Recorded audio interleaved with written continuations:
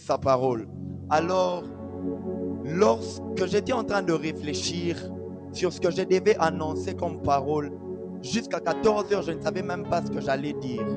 En tout cas, je t'en supplie, prête-moi vraiment tes oreilles. Le Seigneur sera en train de nous faire énormément de bien. Jusque vers 14 heures, je ne savais même pas ce que j'allais dire. Et c'est exactement vers 14 heures qu'une pensée m'est venue en tête. Celle de nous parler sur le thème « Pas de prière, pas d'impact ». Est-ce que tu peux dire après moi « Pas de prière, pas d'impact ». Est-ce que tu peux le dire avec beaucoup plus de force « Pas de prière, pas d'impact ». Dis à ton voisin « Pas de prière, pas d'impact ». Président ma vie, pas de prière, pas d'impact. Alors, pourquoi ces thèmes? Lorsqu'on est en train de parler sur pas de prière, pas d'impact, je serai en train d'expliquer ici certaines choses. J'aimerais vraiment que nous soyons réactifs, que nous soyons en train de dire Amen quand il le faut, c'est important. Lorsque j'étais en train de réfléchir et ce thème m'est venu, pas de prière, pas d'impact. Pour définition, la prière, nous le savons tous, que la prière c'est un dialogue entre l'homme et son Dieu. Alléluia. Est-ce que tu peux dire après moi la prière? La prière est un dialogue entre l'homme et son Dieu. Et lorsqu'on parle de l'impact, l'impact c'est juste les effets d'une chose. Par exemple, si cette maison prend feu, si par exemple cette chaise commence à prendre feu, tu peux peut-être ne pas être là. Mais l'une des choses qui vont te prouver que la chaise a pris feu et que bien que tu seras absente, mais lorsque tu vas venir, tu vas trouver des preuves, tu vas trouver des traces, des signes qui montrent que cette chaise venait de prendre feu. Alléluia. Et lorsqu'on est en train de parler de pas de prière, pas d'impact, le Seigneur veut nous faire comprendre que celui qui refuse de mener une vie de prière est une personne qui refuse d'impacter le monde. Alléluia. Celui qui refuse de mener une vie de prière, frères et sœurs, est une personne qui refuse d'impacter le monde. Impacter le monde n'a jamais été facultatif. Impacter le monde n'a jamais été bibliquement... Dieu ne nous a jamais proposé d'impacter le monde, mais Dieu nous a ordonné d'impacter le monde. C'est pourquoi, lorsque Dieu est en train de parler à Adam dans Genèse 1, Genèse 1, 26, la Bible est en train de dire que Dieu créa l'homme à son image. Dieu est en train de dire créons l'homme à notre image et selon notre ressemblance.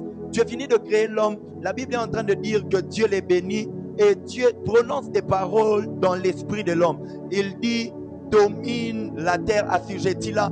Dieu prononce beaucoup de paroles sur la vie de l'homme. Et lorsque nous étudions ces paroles, nous nous rendons compte que ces paroles sont annoncées à l'impératif.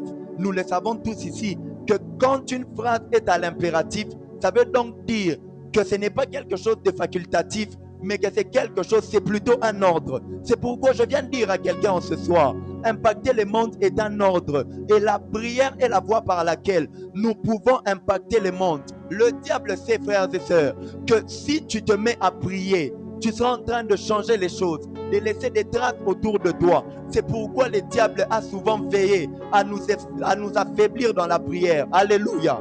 Alléluia. C'est pourquoi le diable, frères et sœurs, a toujours veillé à nous affaiblir dans la prière. Tu n'as aucune idée, frère. Tu n'as aucune idée, ma sœur, de la personne que tu deviendrais si tu te donnais à la prière. Tu n'as aucune idée de la personne que tu deviendrais si tu donnais vraiment ta vie à la prière. Ce thème est en train de nous dire pas de prière, pas d'impact. Donc la clé de l'impact se trouve en une chose, appelée la prière. C'est pourquoi je lève ma main en ce soir. Je lève ma main en cette nuit, en cette clôture. Je suis en train de prier le Seigneur, que le Seigneur te donne, que tes temps de prière produisent de l'impact autour de toi. Que tes temps de prière produisent de l'impact autour de toi. Est-ce que la personne à qui je suis venu parler là, si c'est à toi, alors dis Amen. Je prophétise dans ta vie que des temps de prière produisent de l'impact autour de toi. Frères et sœurs, le but de la prière est d'impacter autour de nous. Nous prions beaucoup, mais sans impact. Et l'une des choses qui fait à ce qu'on doute de nous parfois les chrétiens, c'est que parfois nos temps de prière n'ont pas de résultats. Lorsqu'on parle de l'impact, on peut parler aussi des résultats. C'est pourquoi ma prière en cette nuit est que nous tous qui sommes en ces lieux, nos temps de prière soient transformés. Tu te mettras à prier. Aussitôt tu pries, aussitôt autour de toi, tu vois l'exaucement et les traces de cette prière. Est-ce que quelqu'un peut dire après moi Amen? J'aimerais dire à quelqu'un que le diable est très conscient de la personne que tu deviendrais si tu te mets à prier. Le diable est très conscient. La raison pour laquelle il nous a toujours empêchés de prier, c'est qu'il est conscient de l'impact que nous aurons. L'Église n'est pas une ONG. L'Église n'est pas une association. L'Église est un rassemblement des hommes qui ont pour objectif d'impacter le monde. Et la chose par laquelle le diable veut nous faire toujours passer à côté de l'impact, c'est le manque de prière. Le manque de prière. Le manque de prière fera que tu n'impactes pas autour de toi. Nous sommes appelés à transformer les choses. Nous sommes appelés en tant que serviteurs à changer les choses dans nos églises, à changer les choses autour de nous. Un malade est là, tu es incapable de prier pour lui et que la personne voie la guérison. C'est parce que le diable a toujours su que lorsqu'il touche à ta vie de prière, il touche à ton impact. Est-ce que tu peux dire après moi, lorsque le diable touche à ma vie de prière, dire après moi, lorsque le diable touche à ma vie de prière, il touche à ma capacité d'impacter. Ici, nous sommes en train de voir que Jésus, dans Matthieu 6,6, Jésus est en train de dire, mais quand tu pries, pendant que tu pries, entre dans ta chambre. Jésus est en train de dire, pendant que tu pries, entre dans ta chambre. Ça veut donc dire, pendant que tu pries. Donc, la prière est un moyen de déplacement. Est-ce qu'il y a quelqu'un qui est avec moi? Jésus est en train de dire, pendant que tu pries, entre dans ta chambre. Ça veut donc dire que la prière doit te conduire en un endroit. C'est pourquoi il est en train de poursuivre en disant que pendant que tu pries, entre dans ta chambre. Et là où est ton Père qui voit dans les lieux secrets, c'est là que ton Père te le rendra. Donc la prière a pour objectif de nous conduire en un endroit. La prière nous conduit au devant de notre Père qui est Dieu. Et l'objectif pour lequel la prière nous conduit au devant de Dieu et que nous puissions avoir de résultats autour de nous. Est-ce que tu peux dire après moi, je veux avoir de résultats? Je veux avoir des résultats autour de moi. Je veux avoir des résultats autour de moi. Frères et sœurs, les occultistes sont très conscients. Les occultistes sont parfois plus conscients que nous les chrétiens de l'impact de la prière. C'est pourquoi nous les voyons être plus sérieux que nous lorsqu'il faut prier. Nous les voyons être plus sérieux que nous lorsqu'il faut faire des offrandes. Nous les voyons être plus sérieux que nous lorsqu'il faut sacrifier des choses. Parce que ce monde, frères et sœurs, soit tu domines, soit tu es dominé. Et la voie par laquelle l'homme est appelé à dominer s'appelle la prière. Nous n'avons pas de fétiches. Nous n'avons pas de fétiches. Nous n'avons pas un autre esprit que nous implorons. Nous implorons le Seigneur. Et au travers de la prière, c'est là que nous aurons de l'impact. Et au travers de la prière, c'est là que nous aurons de l'impact. Détrompons-nous, frères et sœurs. Une guerre, j'aimerais que tu mettes ça vraiment dans ta tête. Une guerre que tu n'as pas vaincue en prière, tu ne la vaincras pas non plus pendant le jour. Une guerre que tu n'as pas, une bataille dont tu n'es pas victorieux la nuit en prière, tu n'en seras pas non plus pendant le jour lorsque tu seras en train de vivre. L'une des raisons, sœur exaucée, l'une des raisons pour lesquelles Jésus était en train de prier la nuit, c'était que Jésus était en train de gagner déjà des batailles la nuit. Et c'est ce qui fait que pendant le jour, il était en train d'aller beaucoup plus vite. Nous avons l'impression, frères et sœurs, que lorsque Jésus était devant des malades, Jésus ne parlait pas trop. Jésus ne faisait pas trop d'efforts. Au fait, le jour est le résultat de ce qui s'est décidé la nuit en prière. Quand tu n'es pas capable de te lever la nuit et de prier pendant le jour, tu ne pourras pas être impactant non plus. Celui qui refuse de prier est une personne qui refuse d'impacter. La guerre que tu ne gagnes pas la nuit, tu ne pourras pas non plus la gagner la journée. Le travail que tu n'as pas pendant la prière, tu ne pourras pas l'avoir pendant la journée. Beaucoup de personnes introduisent des CV. Beaucoup de personnes courent après de travail. Mais le problème, papa, ma vie, est que certaines personnes, beaucoup d'ailleurs, c'est qu'ils sont en train de chercher aux yeux des hommes. Ils ne l'ont pas encore eu en prière. Ce que tu n'as pas encore eu en prière, le mari que tu n'as pas encore reçu en prière, il est impossible que tu le reçoives pendant le jour non plus. Ce que tu ne reçois pas en prière, tu ne peux pas non plus le recevoir pendant les jours. C'est pourquoi ma prière en cette nuit est qu'alors que nous sommes en train de finir ce moment, que tu passes des temps qui sont en train de te donner d'avoir ce que tu dois avoir pendant les jours. Tu seras en train de prier la nuit pour que Dieu te donne de l'argent. Et le matin, tu seras en train de te réveiller et de voir cet argent venir vers toi. Tu seras en train de prier pour que tes enfants progressent. Et le jour, tu seras en train de voir tes enfants progresser. Est-ce que tu peux dire après moi la prière? Dis encore après moi la prière. La prière est notre système d'impact. Refuser de prier, c'est donc refuser d'avoir de l'impact. Lorsque les gens commencent à cesser de prier, leur impact commence à diminuer. Je venais de dire ici tantôt qu'une guerre que tu n'as pas gagnée en prière, tu ne la gagneras pas non plus pendant le jour. Il se passe que dans 1 roi 20, dans 1 roi 20, le roi Akab est attaqué. Le roi Akab qui était le roi d'Israël est attaqué par le roi Ben-Hadad de la Syrie. Le roi Ben-Hadad attaque Akab, frères et sœurs, et ils partent livrer bataille. Il affronte Akab sur la montagne et Akab en sort victorieux. Mais ce que j'aime est que dans 1 roi 20, le verset 23, alors que Akab en sort victorieux, Akab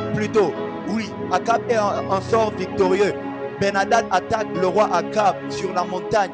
Mais Ben-Hadad est en train de perdre la bataille. Akab qui était le roi d'Israël.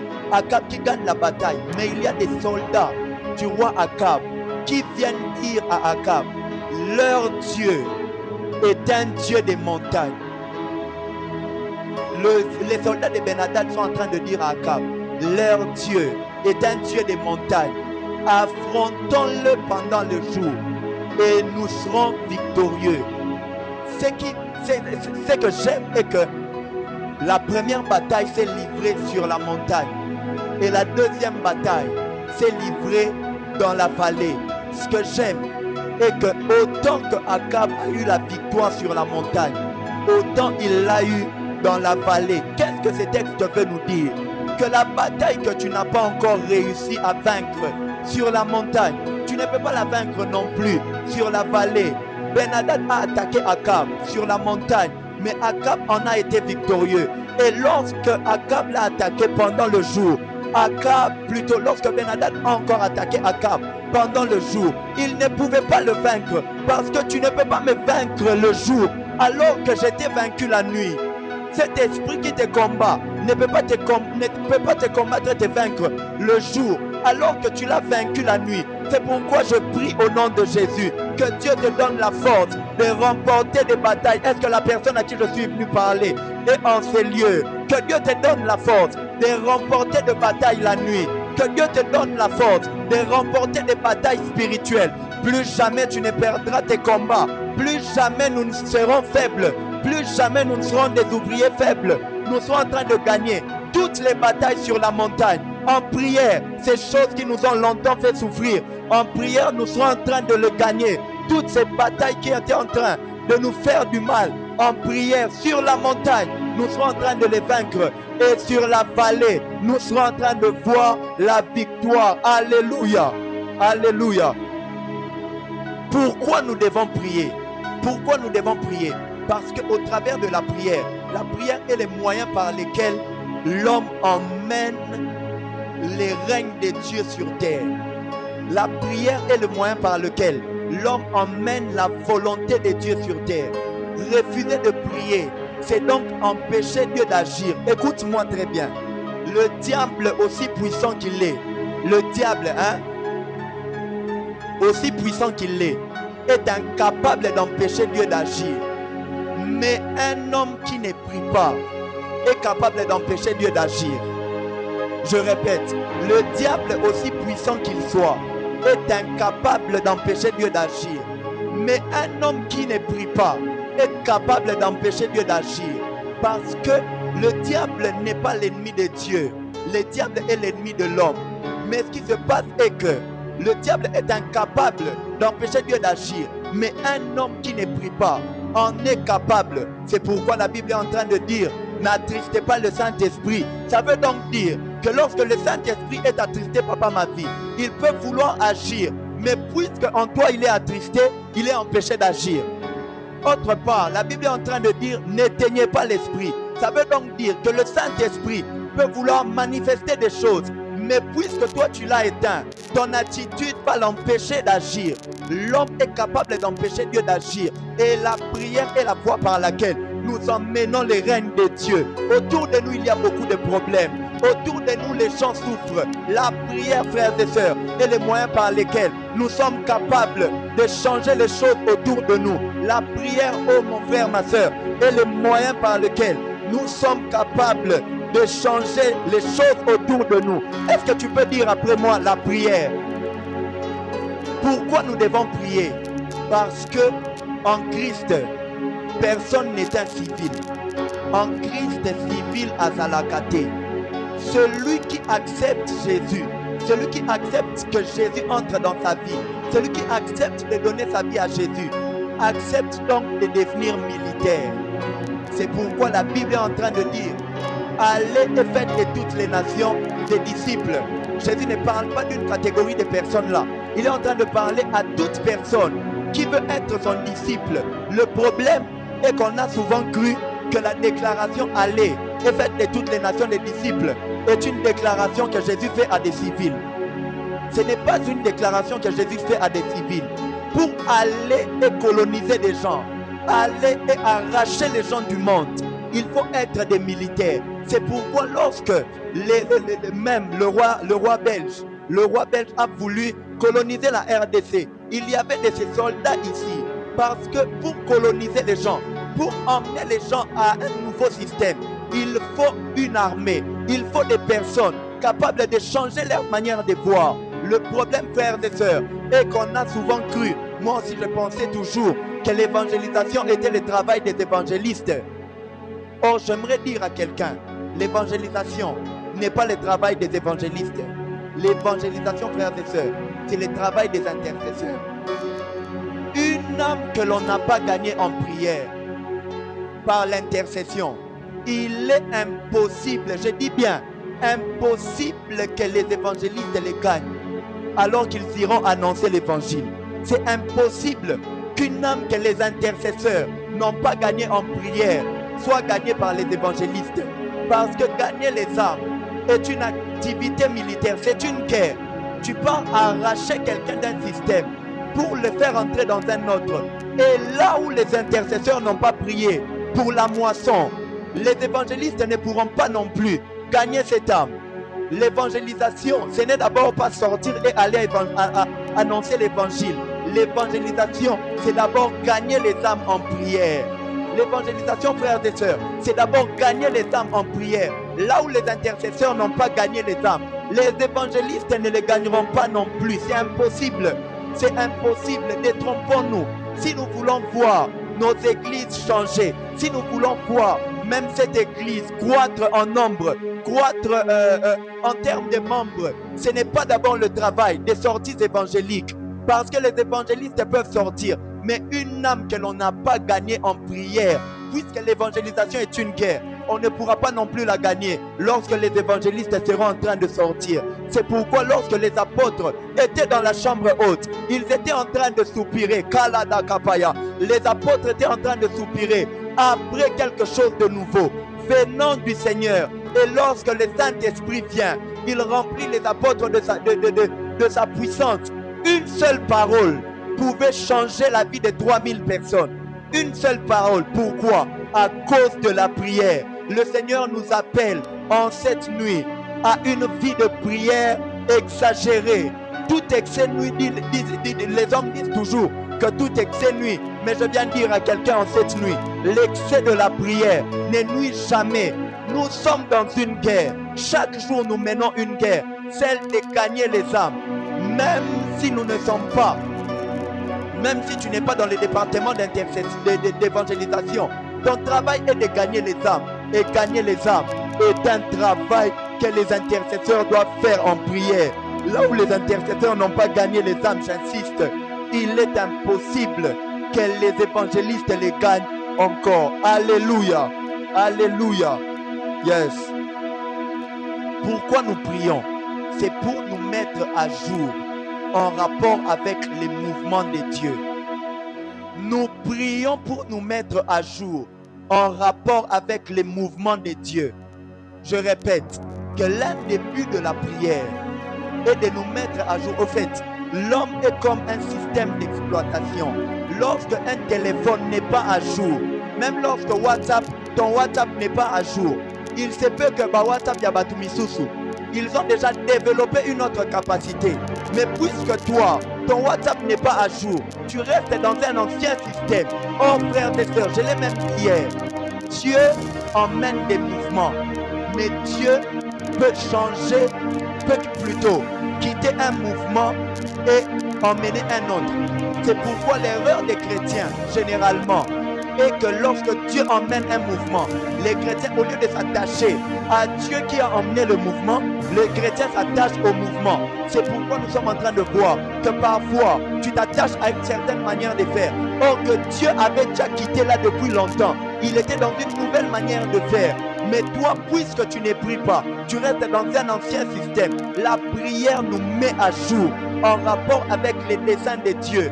En rapport avec les desseins de Dieu. Frères et sœurs, un Abraham qui n'est pas à jour en rapport avec la volonté de Dieu peut sacrifier Isaac sur la montagne alors qu'Isaac ne doit pas être sacrifié. Ce qui m'étonne dans la parole de Dieu, Dieu est en train de demander à Abraham de lui offrir Isaac. Mais il s'est fait que lorsque Abraham arrive sur la montagne, le même Dieu qui lui a dit d'offrir Isaac est en train de changer les paroles. Est-ce que tu peux dire après moi mise à jour? Donc si Abraham était resté dans ce que Dieu lui avait ordonné, il n'aurait pas été sensible.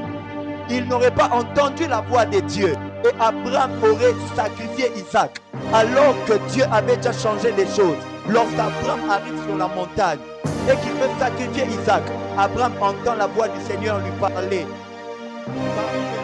Parce que la prière, elle nous met à jour en rapport avec les desseins de Dieu. Dieu peut t'avoir dit, pendant cette semaine, ne sors pas, prie à telle heure. Mais si tu manques de sensibilité au travers de la prière, il est possible que tu restes dans un ancien système alors que Dieu, lui, a changé. Ma prière en cette nuit est que nos prières nous mettent à jour, que nous soyons en rapport au même diapason que la volonté de Dieu, que nos temps de prière nous mettent au même diapason que la volonté de Dieu. Là où la volonté de Dieu est une aujourd'hui, demain elle peut changer. Demain Dieu peut changer sa manière de faire. Demain Dieu peut nous dire, allez prier dans telle maison, faites telle chose. Mais lorsqu'on ne prie pas régulièrement, il est impossible que l'on comprenne les desseins de Dieu. La force de David était que David était un homme selon le cœur de Dieu. Une autre version dit que David était un homme selon les desseins de Dieu. Le problème est qu'on a cru que David était un homme selon les desseins de Dieu parce qu'il péchait et savait demander pardon. Le problème est qu'on a cru que David était l'homme selon les desseins de Dieu parce qu'il péchait et savait demander pardon. Ce n'est d'abord pas par ça. Parce que David était un homme amoureux de la présence de Dieu. Et David savait comprendre les desseins de Dieu. David savait comprendre les mouvements de Dieu. La preuve d'ailleurs en est que lorsque David entre à la royauté, la capitale à Israël c'est Hébron. Mais David comprend les enjeux spirituels de Jérusalem. C'est comme ça que David, puisqu'il sait comprendre les desseins de Dieu, c'est un homme après le cœur de Dieu. Il sait ce que le cœur de Dieu veut. David change de capitale. Il fait quitter la capitale d'Israël à Hébron jusqu'à Jérusalem. Alors que lorsqu'il est entré dans la royauté, la capitale était Hébron. Mais David savait que spirituellement, c'est Jérusalem Il existe une Jérusalem céleste, puisque David avait la capacité de capter la pensée de Dieu. Il pouvait l'emmener sur terre. En tant qu'intercesseur, nous devons capter la pensée de Dieu par rapport à un temps, par rapport à une époque, par rapport à cette église, par rapport même à nos familles. Et c'est au travers de la prière. C'est pourquoi je prie au nom de Jésus qu'au travers de tes prières, tu sois capable de capter la pensée de Dieu. Qu'au travers de tes prières, la main de Dieu ouvre tes oreilles et que tu sois capable d'entendre lorsque le Seigneur te dit va à tel endroit, que ta prière te permette d'être sensible, que la prière de tout un chacun de nous permette de capter la pensée de Dieu. C'est pourquoi nous sommes en train de voir que partout où il y a intercession, il y a également révélation. Parce que tu ne peux pas capter la pensée de Dieu si tu es d'abord incapable